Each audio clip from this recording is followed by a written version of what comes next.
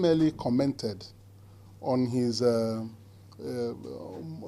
moving against his current deputy governor to get him impeached. And I felt it was unconscionable on his part. You know, it was morally wrong because Okorocha passed through me to become governor. I was national chairman of ABGA in 2011 when he contested for this office.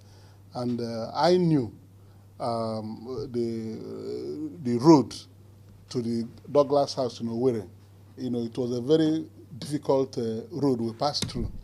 As national chairman of the party, then the present deputy governor is wanting to impeach that I spoke against was his chief of staff.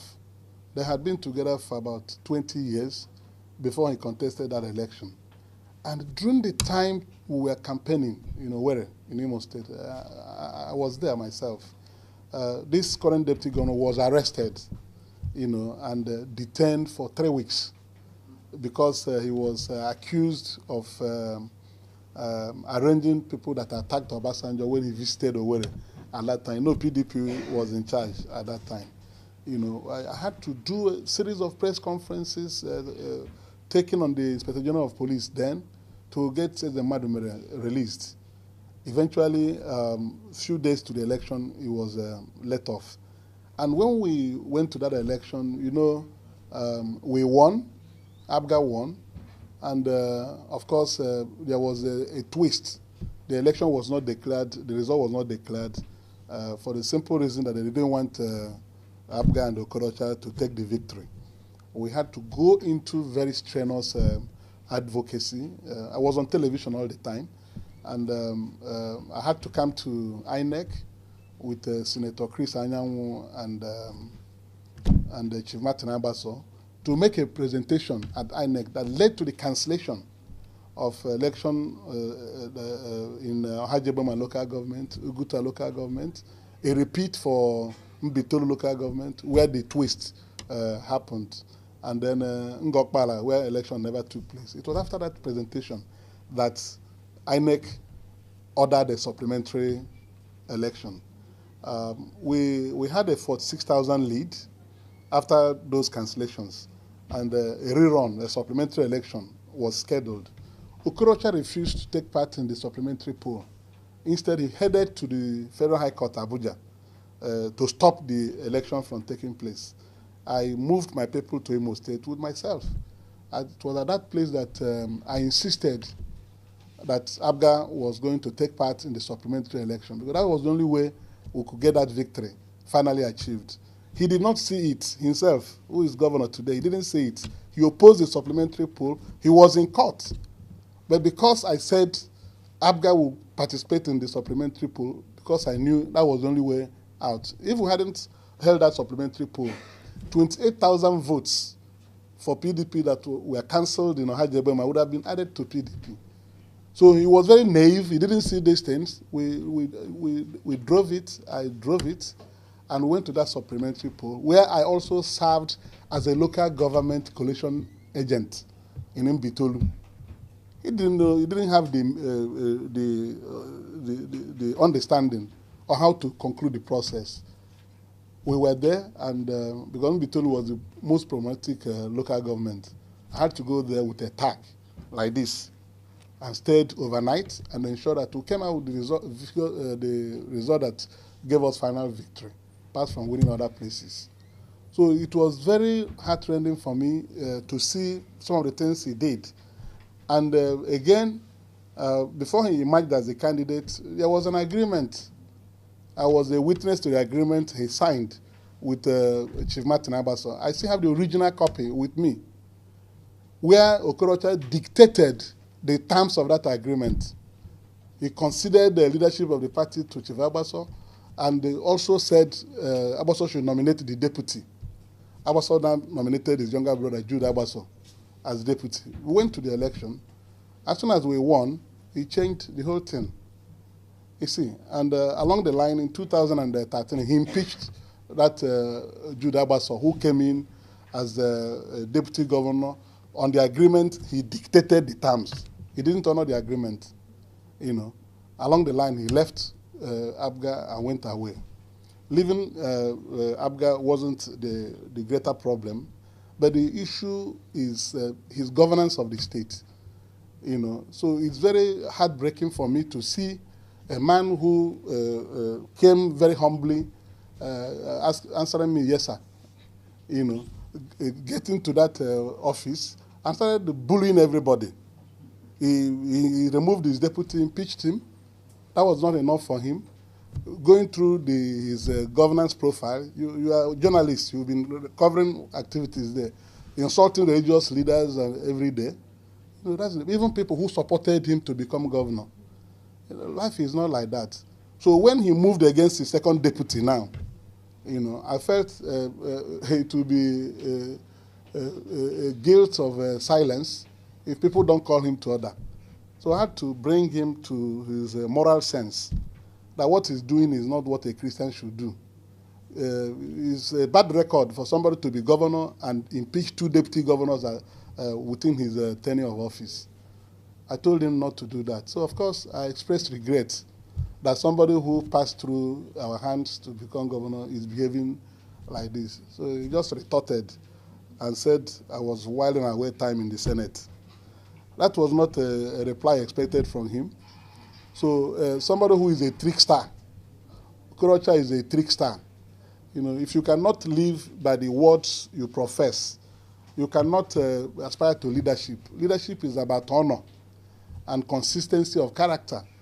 If you tell somebody this is what you are going to do, and you get into office and begin to do the opposite of what you promised, it's 419. So he's a complete trickster, and I don't want to put my energy on him. He's already a drowning man. He's a sinking ship in Imo State. He wants to make his son-in-law governor of Imo State to succeed him. When he became governor, Eze Madumere was chief of staff. This his son-in-law was deputy chief of staff. Along the line, he married his daughter, and now that he's going, he wants that his son-in-law to succeed him and the deputy governor to be impeached. I think it's the type of thing Idi Amin did in Uganda, in a society of this level of development, you cannot tolerate leaders who behave like that, who cannot see what the society wants, what the standard should be. His son-in-law is from his zone in Imo State. So when he finishes, he'll foist him on the state. And is that the way to provide leadership?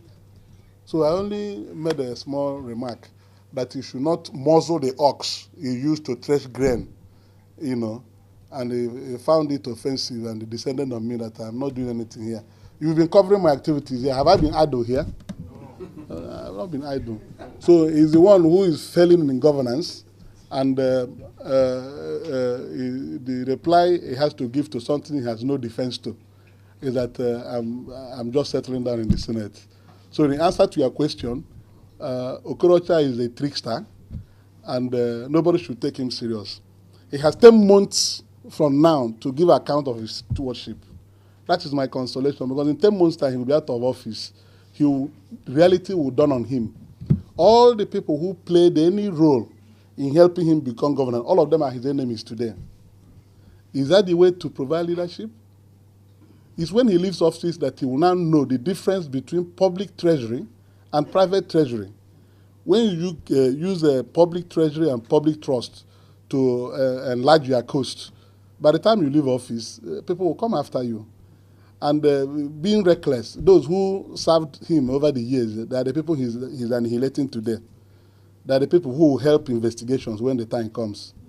So you should go and take Panadol and sleep, and know that governance is a very serious business, and leadership is a public trust.